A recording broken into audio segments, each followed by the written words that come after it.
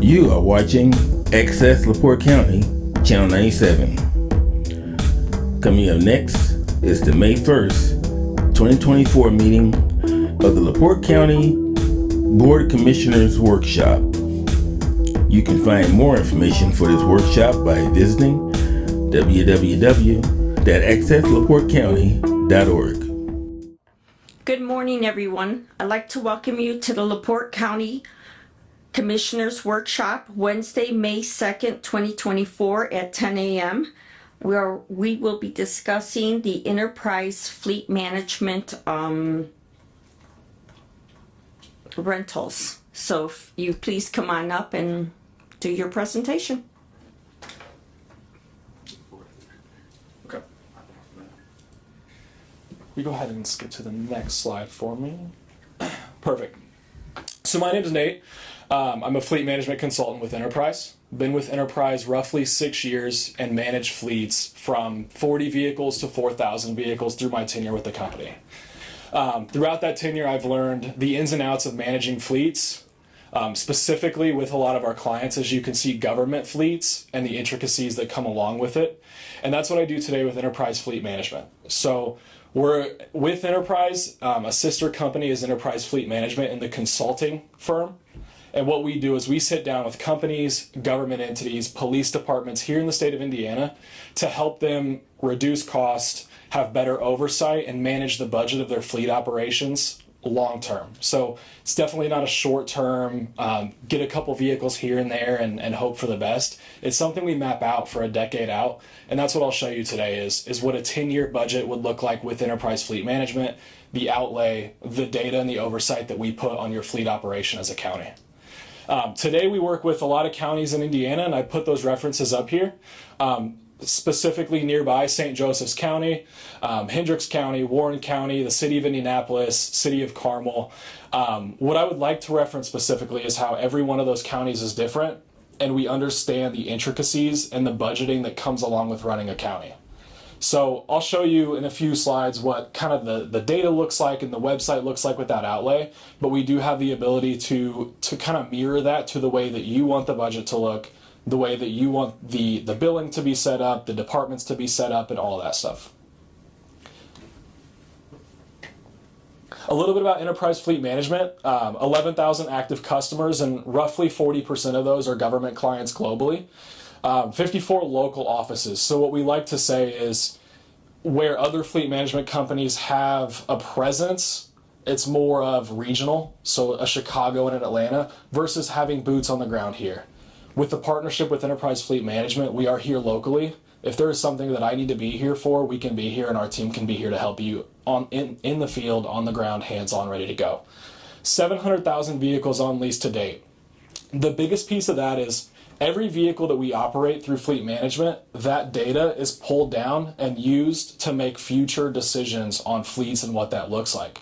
So when we're making decisions for the county of LaPorte, we're looking at hundreds of other counties that are similar in size, similar in jurisdiction, similar department setup and budget layout to help you make decisions based on what's worked and what hasn't worked for other companies that are similar.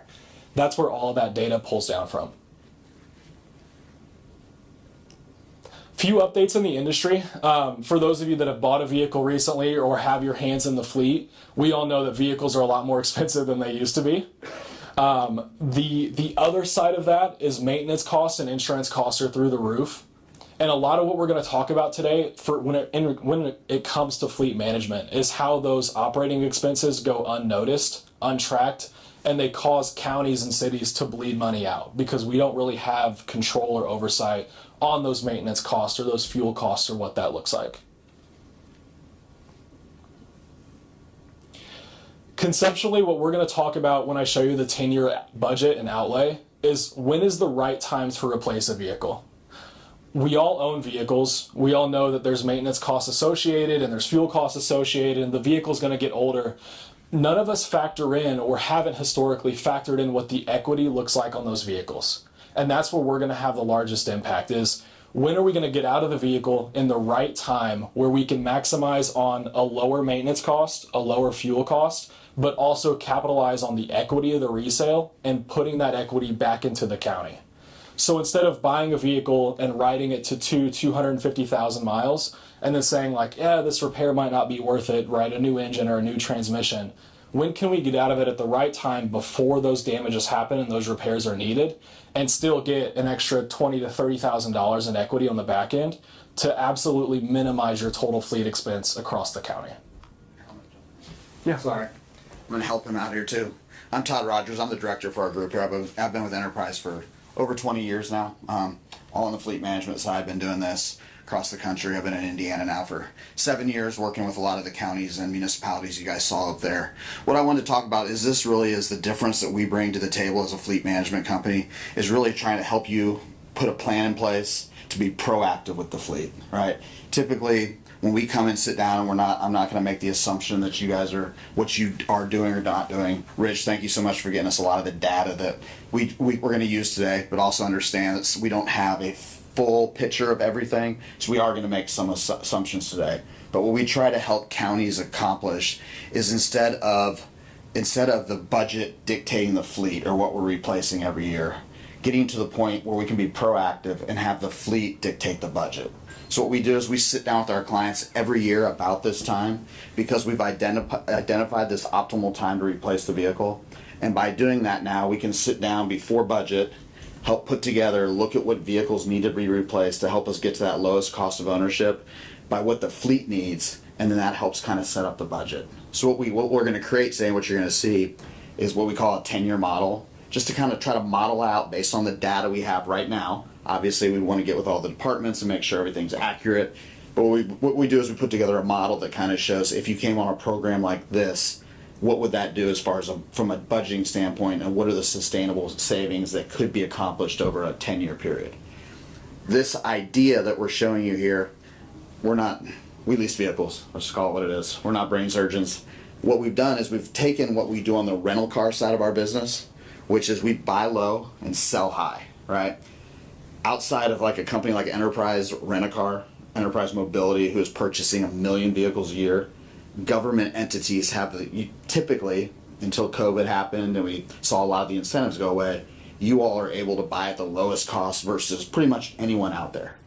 So if you could then utilize a company like Enterprise, who wants to sell those vehicles at the right time and maximize resale on the back end, you can accomplish similar to what we do on the rental side. And what a lot of folks don't recognize is on the rental side, we make money, we make some profit renting vehicles, but a lot of the profit that's driven in our business comes from flipping those vehicles at the right time, because we buy so many. A lot of times we can sell them for more than we pay for them. Now, is that going to hold true for the county? Most likely not, because you drive them differently and whatnot, but because of the incentives that you are able to unlock and the lower miles. I know Nate said 250,000. We realize in a county, typically it's a lot less, right? Our government entities average around 7,500. Sheriff, police departments can be obviously a lot more. But it's just finding that optimal time to replace. And once we identify that, then we can become proactive with the fleet. And that's really, this whole effective vehicle life cycle is the biggest value we bring. Yep.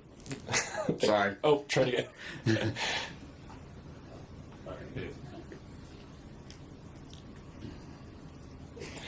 And the second piece of that is maintaining the right fleet size for the county. A lot of what we see with government is vehicles that we purchase and they don't get used very much. We'd consider that anything under 1,000 miles a year that sits, collects dust, and is just a depreciating asset that we're not using enough. So when we get a better look at the fleet data for each department, that's one of the first impacts we have is what vehicles are underutilized, not being driven, and can we put that equity back into the county instead of maintaining it in the fleet. For those temporary ebbs and flows of the fleet needs, we would rely on our relationships with Enterprise Rental Car or Rental Truck to leverage those relationships and get you the vehicles that you need, instead of having a vehicle that sits depreciating and not being used for 10 months out of the year. So a lot of times when we come in and we get involved in this, you'll see a part of our analysis is we try to identify which are underutilized vehicles that maybe we can pull out of the fleet. We discuss those with you, and sometimes, yeah, that makes sense. Let's go ahead and sell that vehicle off. We're paying insurance on it. It's losing value. You know, we start it up every few months. It may not start because it's been sitting around. So it's not just adding to the fleet in that sense. It's really looking at what's the right size fleet for the county. Yep. And all of that loops back into what we call the total cost of ownership model.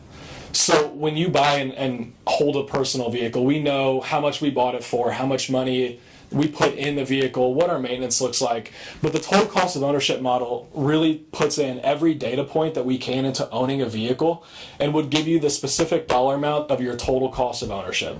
So what does taxing and registration look like? What does licensing and titling look like? What does scheduled repairs, non-scheduled repairs, fuel cost, what does all of that look like for every specific vehicle in each department? And that's what we're able to give you with the data that we collect on the vehicles. So we could go to Ron and say, hey, your Ford models have a lower total cost of ownership than your Dodge models. We should probably consider holding more Fords. It's cheaper, saves money for the county than owning a Dodge, based on what we see in fuel, what we see in maintenance, and how can we capitalize on savings, not even by department, but by make and model, and the different series that we put inside of the departments. The reason we show this, we use this as an illustration, is typically in most government, settings, we look at, hey, how much CapEx money do we have this year to go out and purchase? Focus tends to be around the budget on how many vehicles can we buy this year. And what we don't always look at is what are we really spending on some of those older vehicles, because we're not replacing vehicles quick enough.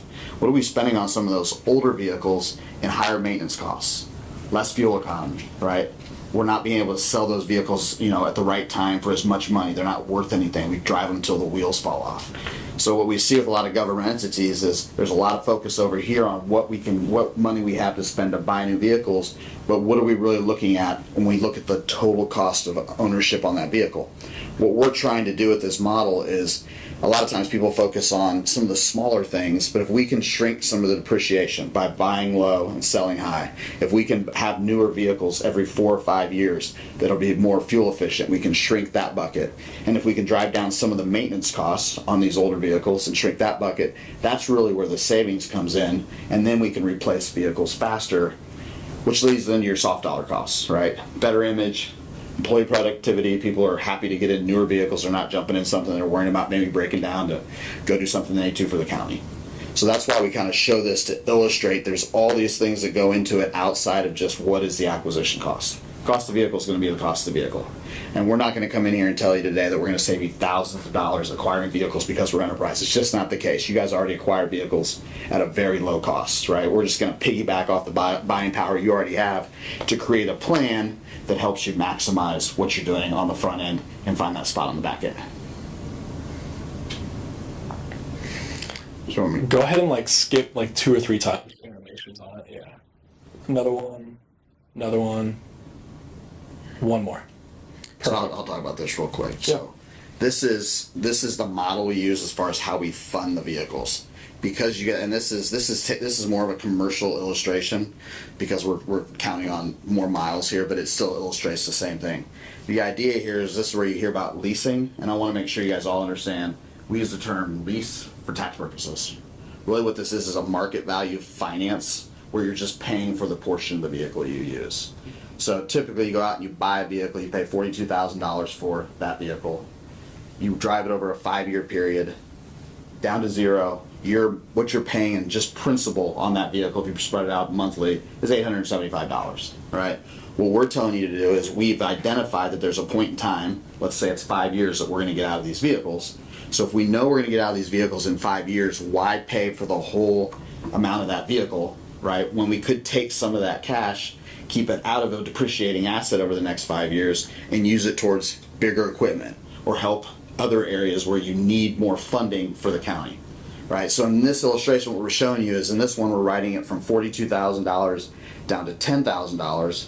So in this case, you'd have $10,000 per vehicle over a 5-year period that you're not dumping into a depreciating asset that can go elsewhere to help fund other needs for the county. At the back end then, after 5 years, we know it's going to be worth because it's got low miles. We're going to sell it for $22,500. That $12,500 goes back to the county. So really what you're funding in this model on this specific vehicle is instead of paying $42,000 for this vehicle over 5 years, you're spending about $20,000 on it. So if you start thinking about that of cost of vehicles, now I can replace more vehicles. Yes, I'm going to have a payment, but I can replace more vehicles quicker for the same cost. So going out and buying and holding a vehicle for 10, 15 years really doesn't save me money versus having a new vehicle every 5 years. So that's kind of what this illustrates. Any questions on that, or just want us to keep going? I'm happy to answer any questions as we work through this as well. But this is going to set up what you're going to see with the 10-year model. But this is what all of the funding mechanism is that we use here, is all those counties and those municipalities you saw at the beginning. It was just like this is kind of eye-opening for them. That okay, we can take advantage of this, because it goes back to, you guys buy low, sell high. So really in a government setting, that delta, that we wouldn't ride at 42 down to 10, we'd probably ride at 42 down to 20. And then you're going to have lower miles, and you're going to sell it for 25, 30. So now you can see the cost of that vehicle over a 5-year period is a lot less than we're driving newer vehicles.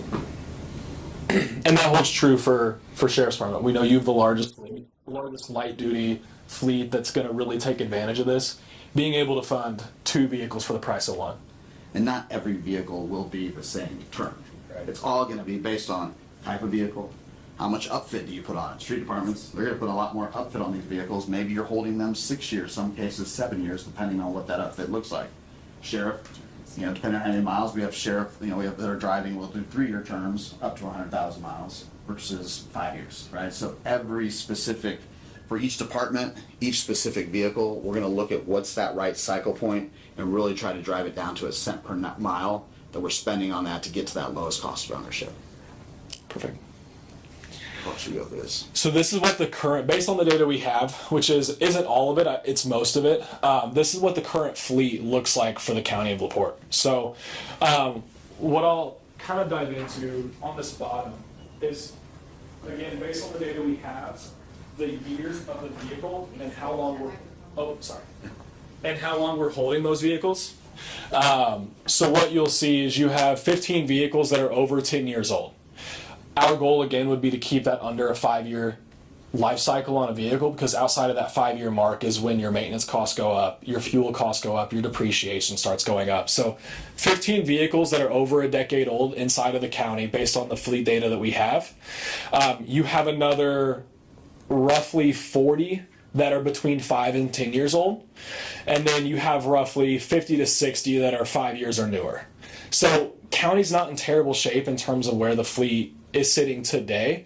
But again, what we would like to do, and what the next model will show you, is how can we reduce that age? How can we reduce the depreciating value of the fleet without costing the county more? So being able to stay inside of your current budget, running a newer fleet that saves those operating expenses, and that's what the next slide will show you as well. So as you look at this, just to walk through it, some of you I know we're kind of blocking, it's tougher to see. We did this based off of 131 vehicles. When we look at that 131 vehicles, your average age on those vehicles is about 6 years. Your average annual miles, including the sheriff's, is about 18,000, right? And then you can see we've taken each of the vehicle classes based on the data we have and just kind of broken it down by mileage bands. And then what we're doing is then we're analyzing, okay, what would we replace first? We look at the ones that are 10 years and older, and you can go down what it says fiscal year 2024, 2025, 2026, and it kind of shows you what that would look like if we came in, what would we be recommending. Now, I want you to understand, obviously it's always just a recommendation. This is still always going to be your fleet. Our job is to be bring that consultation to you, make the recommendations based on the data we're gathering, put it in front of all the department heads, and come help you create that budget. So again, now the fleet's dictating the budget and not vice versa. So as we go into, you can go to the next slide. Again, I want to reiterate, this is a model. The idea is for us, and some of those references you can talk to, typically the model that comes out, it's actually when we put it into real life, it tends to work out actually a little bit better. Enterprise is a very conservative company. Again, I just want to reiterate, this is a model. So what we want to do is, as we would come on board and onboard you, we'd start collecting as much of the data we can based on understanding how are you maintaining the vehicles currently. Is there a program we can use, or how can we get that data?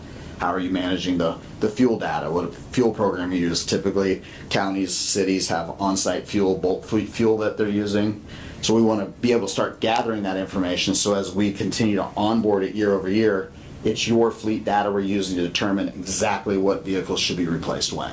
So it is a model, so this kind of lays out the model, but it just kind of paints a picture for you of what we want to come in, set up, and try to execute. So as you go up, you can see at the top, we analyze 99 vehicles on here. Yeah, You remove the medium and heavy duty from the street department. So we took out the medium and heavy duty. Doesn't mean we couldn't do those. We can still fund those vehicles. It's just because of the aftermarket equipment and everything else, and not knowing exactly what goes into that, we don't want to make too many assumptions that can throw off the whole plan.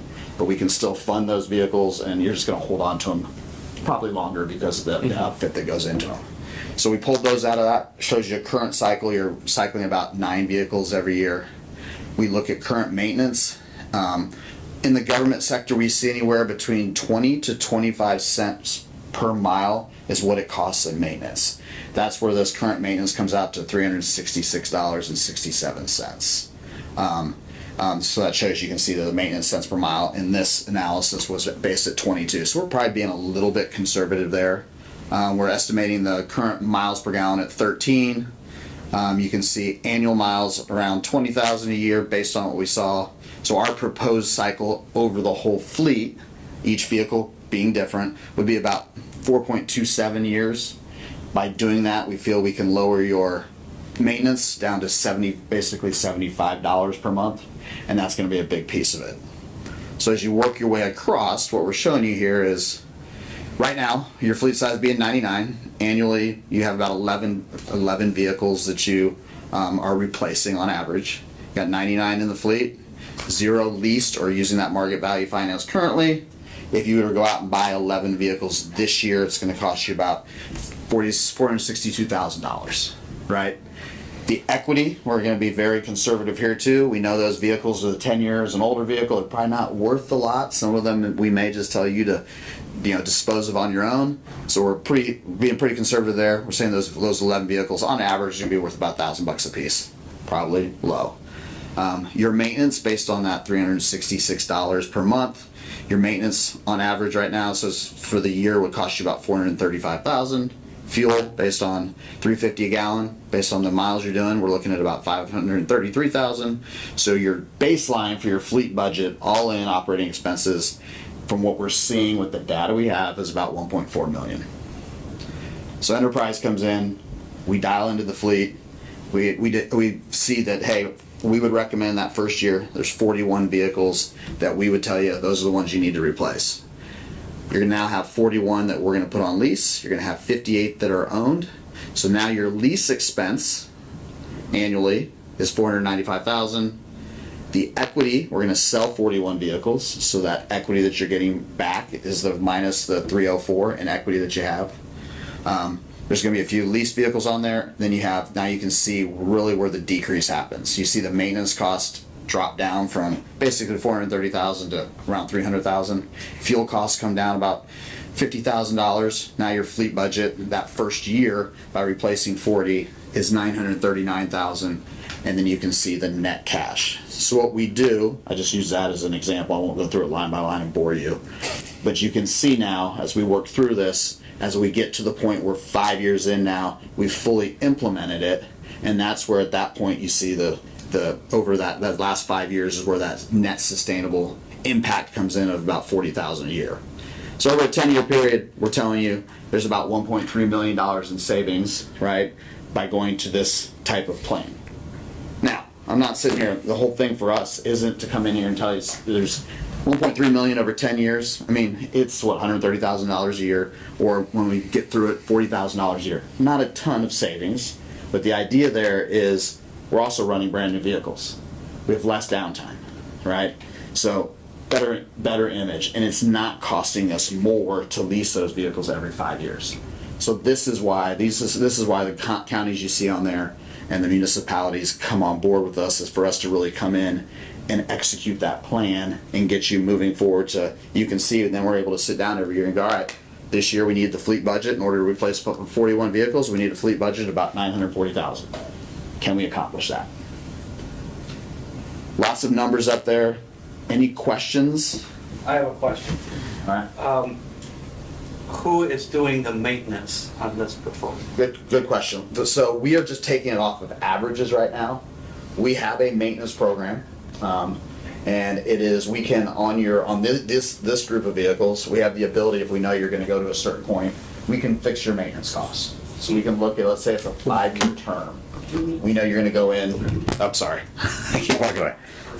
I apologize. Perfect. So we just flatline that maintenance over that period of time, right? So we sit there and go, hey, if we're gonna take it in every 6, we're gonna take it in every, something it just scared me. We're gonna take it in every 5,000-6,000 miles, right? And have those oil, what does that cost spread out over 5 years? And then instead of paying as you go, we just fix and budget it. The other option then is on the rest of the vehicles that are owned, we have a pass-through program that you can use. Again, if you have on-site maintenance and there's maybe a certain part of the fleet that you're already maintaining, you don't have to use our maintenance program at all. But you do have the ability to take it so we can start tracking it, putting it in the website. So we can get into some more detail on that. We have some more information on the maintenance program. And it's going to be using local shops around town. We want to keep the business local, whether that's dealerships, whether that's places that you've used for years. We want to keep that local. And at times, if you already have in-house maintenance, we can use Auto Integrate as the program we use to where we could implement that into your system so that we're pulling that data and it flows into our website.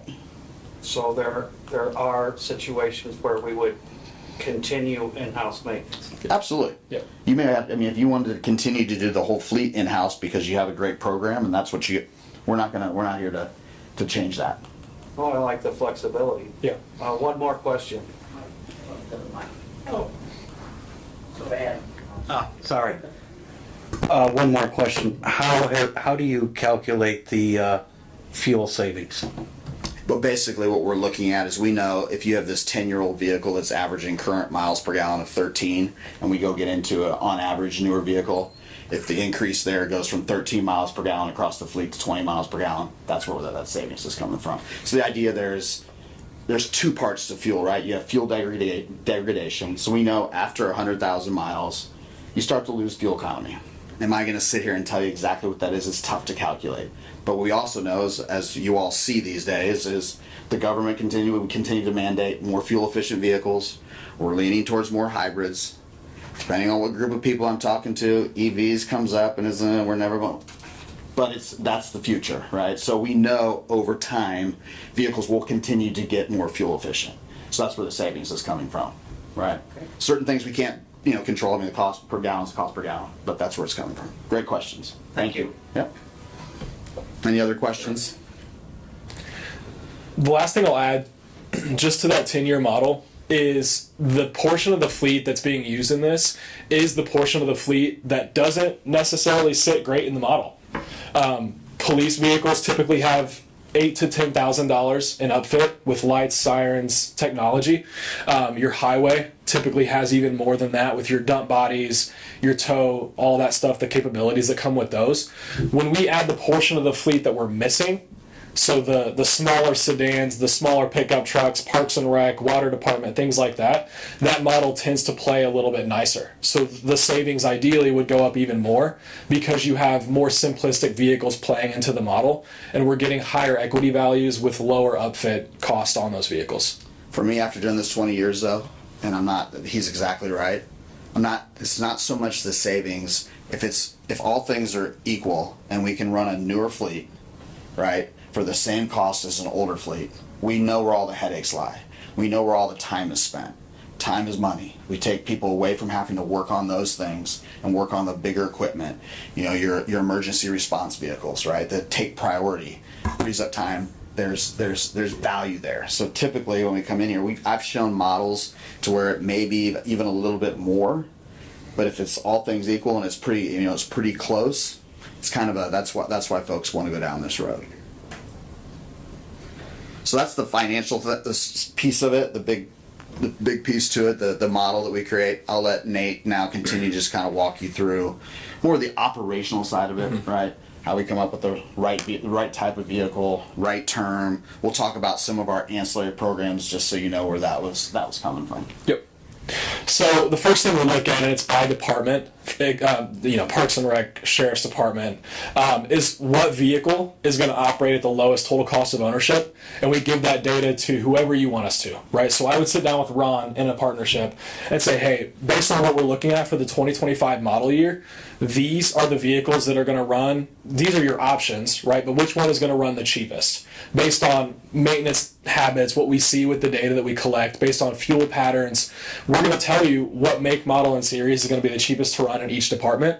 And again, it's your fleet. You guys would make the decision. If you want to run all Fords for the county, by all means, we'll run all Fords, but it's still our due diligence to give you the data on what those expenses look like. So in this example, I took every police interceptor model and series that's able to purchase right now and compared total cost of ownership to each. And what that tells you is that the Dodge Durango Interceptor is going to run the total lowest cost of ownership year over year compared to the Ford Explorers, the Chevy Tahoes, the Rams, based on acquisition price, equity values, maintenance expenses, and fuel expenses. And again, we do this every year for every department based on what their specific need is to try and, again, capitalize on how much money we can save the county. After we identify what vehicle is going to run the total lowest cost of ownership, we then look at what the best term is. So if you have a vehicle that's running 5,000 miles a year, that term might be a lot different than a vehicle that's running 20,000 miles a year. So one example I use is, if an auditor is driving 5,000 miles a year, it might make sense to capitalize on the equity in year 2 or 3 instead of holding it for 5 years, because that's going to bring down that total lowest cost even more. So this model would tell us, hey, in that example, it might be better to get out of it at 36 months instead of 60 because of those equity values. And again, it sounds like pennies and nickels, but in the grand scheme of things, when you have 150, 200 vehicles, every penny counts when you can divert that money elsewhere. All that starts with the acquisition of the vehicle. And Todd already hammered on this mostly, right? But how can we get the total lowest buy? And government officials have that already. So even without enterprise, you're buying better than anybody else, and we just keep that going and capitalize on that for you. So what we do is we get proactive. We place our orders when the factory opens, when order banks open with manufacturers, and we factory order whatever vehicles you need. So instead of going through dealerships and paying markups, even small markups with the government buy, we'll go directly to Dodge or Ford and say, hey, these are vehicles we need as soon as you can get them to us, and we're going to get the lowest buy on those specific vehicles. So factory ordering them, big picture, if they need upfit, if they need lights and sirens, we would move it from the factory to wherever it gets upfitted, and then we drop it off here at the county, turnkey, ready to go. So we would do all that for you based on what shops you wanted to use. If you have your own upfitter, again, it's your fleet. We're just here to help you make the best decisions for it. Again, that's an option, because I know this is especially for counties, municipalities, there's relationships. I want to make sure you guys understand we're not here to break up those relationships. If you're using local dealerships, we can continue to funnel the vehicles through those. There are counties that all the vehicles, we'll factory order them from the manufacturer, but we'll drop ship them to the local dealer who can then upfit them and get the PDI. At the same time, if, hey, we want to keep all the business going through the dealership, you can still go through the dealership. So there's money behind invoice when we go directly from the manufacturer. But I want everyone to understand here, we're not here to break up any of those long-term relationships or take money from local businesses. If you're adamant on using your local dealerships, 100%. And we do that all the time, because there's always going to be vehicles that maybe, God forbid, get in an accident. We total the vehicle, we got to go replace it right away, right? Or it just gets old, it wasn't part of the replacement plan, we told you to just kind of run it out, it's done, we need to go find a vehicle pretty quickly. That's where we use the relationships we have with local dealerships all over the country, in each town. Obviously, Enterprise Mobility, our rent-a-car business, is predicated on having really strong relationships with dealers, with those shops. So we have those relationships, we've already negotiated pricing all over the country, and then specific to your county and to your town. So I just want to make sure the best way is to factory order if we can. That's the way to streamline the process, but at the same time, we're gonna customize it to fit what this county needs and what you guys want to do. So I just want to make sure we touched on that, because it does take time as well. Right, it's going to take, any of you have ordered vehicles, if you have, it's been taking, it used to take 4 to 6 months. Over the last 4 to 5 years, we're talking 9 to 10 months, and that's if the vehicles didn't get canceled. And you've probably already experienced with some vehicles getting canceled. Just remember, it's not Enterprise's fault. We'd like to build them all too, but we do know that that's happened, right? So, it does. There's got to be planning involved. So there's always going to be room to utilize local business and those dealerships for sure. Perfect.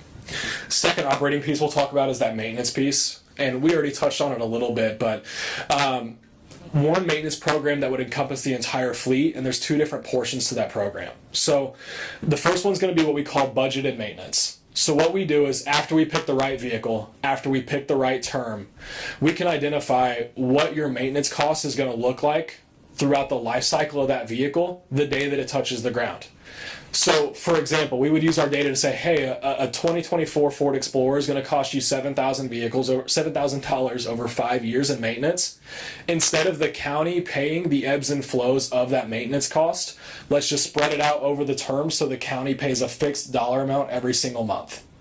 So instead of something going wrong in year 3 and a transmission going out and the county trying to fund $5,000 for a transmission, that would be fixed into the cost of the vehicle and Enterprise would pay that bill. Any questions on that? I have a question. Absolutely. Make sure I have it here. All right.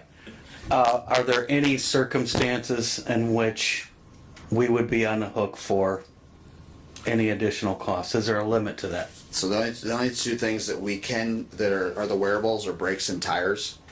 So I would tell you, you guys are driving low enough miles that we can fix some budgets on a set of brakes or a set of tires in there if it makes sense. But we'll work on that with you. But otherwise, the way I describe this program is take off the body of the vehicle. Anything that mechanically can go wrong, including all warranty items, is covered underneath it. Is covered under it. So anything goes wrong, you're just paying that fixed monthly amount. Anything that goes wrong. Now, Enterprise, obviously, we're a for-profit business. We're banking on the fact that we have enough vehicles on there because we're taking all the risk, right? And nothing major goes wrong. At the end of the term, we're able to make a little bit of profit. From your standpoint, it's fixed, it's budgetable, it's inflation-proof. Don't have to worry about it. It takes you out of the maintenance game because there's anyone repairing. No one's having to approve repair orders anymore. It just goes in there, you pay them the same amount, no matter what maintenance is done. So, and then on the bill through, I want to make sure too, this is one thing we didn't bring up. You see some pricing on here. Just understand, Enterprise has been awarded the Sourcewell contract for the last, we just were re-awarded, is that right? Yes. Re-awarded it recently. So you can piggyback off of Sourcewell, right? So we've already went out and put that to RFP. So all the pricing, so a majority of the municipalities and counties you saw in there use Sourcewell pricing, so that we don't have to go to RFP.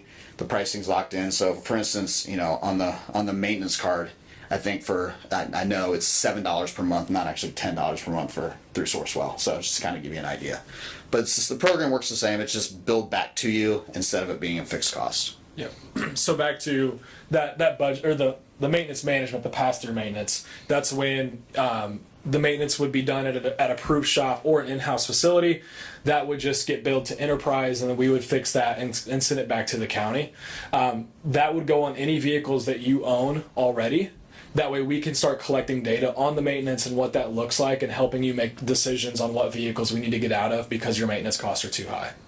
And what you're going to see is we just want to track the data, right? We don't mark up the maintenance. Whatever the shop bills us is what we're billing. Mm-hmm. We have ASC certified technicians. You get one bill, so you're not having multiple bills come in to different departments. It's all streamlined with one bill.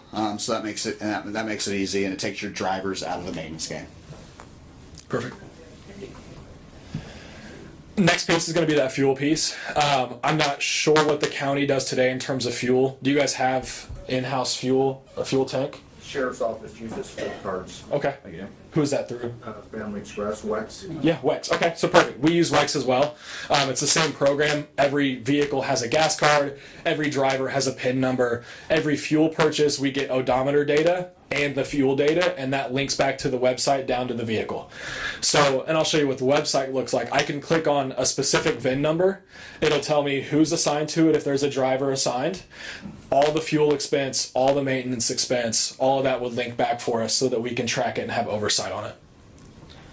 Other parts of that is telematics. We do offer telematics. We won't spend a lot of time on it. We work with Geotab.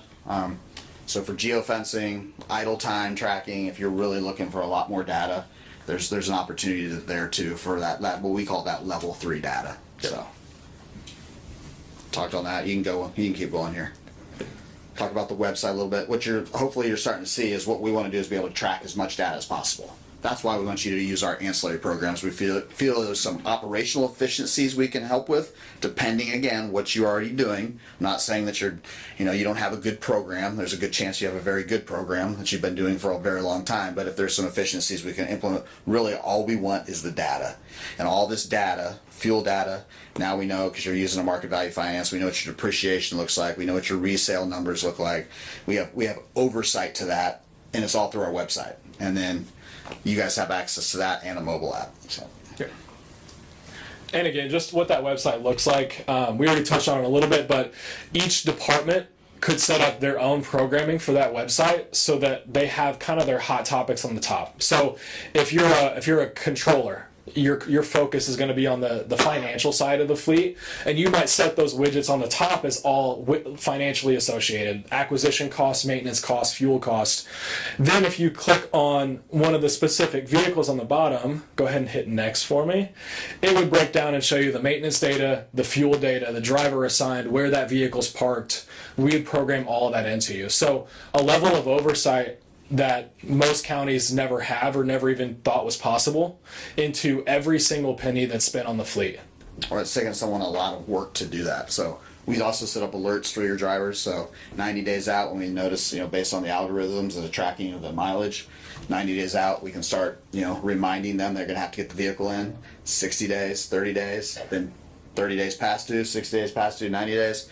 We can send an email alert to the manager to make sure they can send out an email. It can go directly to the driver through the app. Again, all these programs are customizable, not just by county, but also by department based on what you're looking to accomplish with the data that we're grabbing. And then lastly, just what that partnership would look like. So there's a lot of steps we know into getting something like this approved and implementing it with the county.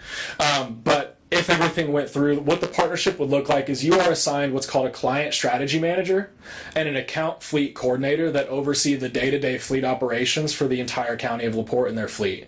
So you would have 2 specific contacts that oversee your fleet, every penny that goes in and out of the fleet that you would be able to call and touch on, and your department heads would be able to call and touch on in case they needed anything. For the first 12 months, we touch base every month and make sure that everything's going well, and we help onboard that. Our biggest adversary is the unwillingness to change or the fear to change, right? And the fear that doing something like this is going to flip upside down what we're doing today. And our biggest kind of takeaway and touch piece is how can we ease this process for everyone involved? So by us being in the field, we can come to the County of LaPorte and help with implementation. We do training programs for anybody that's involved on website training, on the fuel and the maintenance training and what that looks like. Again, we touch base once a month for the first 12 months to make sure that everything is going well for every party involved. And then lastly, after the partnership is established and after that first year, we would meet 3 times a year to talk business about the fleet. So in those 3 meetings, the ACR, so annual client review, is one of those where we sit down and we look at the data and tell you how we're performing in terms of cost savings for the county. The second is going to be the fleet analysis meeting. So looking at your fleet needs, your CapEx budget, and what that looks like for the year to come so that we can proactively plan what the fleet looks like for the next 12 months. And then just your validation. So making sure that all the data we have is correct, that everything we need and everything that you need is being taken care of, and that the partnership is in the best interest for you guys. Last slide. Kept it in an hour. Lastly, if this is something that you decide to move forward with and something that you want to take a bigger look at, this is what the next steps would look like. So first step would be validation. I would need the rest of the fleet data for anything that I'm missing to make sure that we don't overpromise and underdeliver. I want to make sure that what we're giving you is exactly what we say and that we're doing everything in the best interest for the county. The second piece is I'll give you every contract associated so that you and your general counsel can look at it and again make sure that it's in the best interest of the county. The third piece is I have what's called a replacement worksheet. So we'll show you our recommendations for year one, the vehicles that we would recommend replacing. And then I would go through with the department heads and make sure that we're filling that out together to make sure everyone's on the same page. And then lastly, just scheduling an implementation analysis meeting. So another meeting similar to this where we can sit down, show you how everything looks on paper, what the true cost is going to look like for the first year, and make sure that everyone's happy with the resolution. Any other questions? One more. Come on up. I promise. You should have stood up here with us. This is the last question. I'm getting comfortable now. And you know, I just like to introduce you because I don't think you did at the beginning. I don't want someone to think that we just had someone coming up from the audience. This is Mike Poland, and he runs our plan commission, so he does have a fleet inside his department. Nice to meet you. This might be more of a comment than a question, but the two things that I like about what I just saw is the flexibility, that it's not a one size fits all because we have multiple departments that have different uses and different operations. So I like the flexibility of that. The other thing that I like is the collection and use of data that can be used by our people to make smart decisions. That I like that. There is something I don't see here today, and that's county council, and I would be interested in getting their input on this before we make any decisions. So if this is available, perhaps on video, they can watch it and give us input. And we know that Mike, Yeah. Yes. I'm here. Great. You gotta have Veronica. Okay. Oh, They were all invited. awesome. Okay, that's all I have. Well, thank you very much. Thank I just you. want you to know we would want to understand your decision-making process. We would want to make sure that we involve everyone. We know this typically involves a council meeting to get it approved. We understand that. We actually have a whole packet we put together that is formatted towards, putting it out there for the county, because obviously then a lot of times it gets broadcast as well. So we'll work with, I think, Rich, and we'll work with your team to figure out what those next steps look like if you want to pursue more conversations. But on behalf of myself and Nate, we just really appreciate you guys giving us a forum and a place to do this workshop and kind of show you what we're very passionate about and what we know has brought a lot of value to other cities and counties around the state. So thank you all very much. And just, I'd like to give the respect to Adam Karanka. He is the vice president of the council. The president, Randy Novak, wasn't able to make it. He had another engagement today. But Adam, is there any questions that you'd like to ask or any input you'd like to? So thanks to Doreen, she sent me the presentation. It gives me something to go through to actually formulate my questions based off the data. It's a very solid presentation from the folks from Enterprise, but I just will take the numbers for myself and walk through them and just see if I have any concerns or further questions for them. Thank you, Adam. Appreciate it. Sorry we strayed away from the microphone from time to time. No problem at all. Thank you for coming in. Does anyone else have any questions? Hey, Darlene, can you send me that? Darlene, can you send me that presentation as well? Some of the slides were hard to see this far away. And thank you, gentlemen, for your time this morning. Thank you. Thank you. So we're going to take a little break, and then we'll start our 10 o'clock meeting straight back to at commissioners meeting at 10 Inside. o'clock. Thank you. Hey.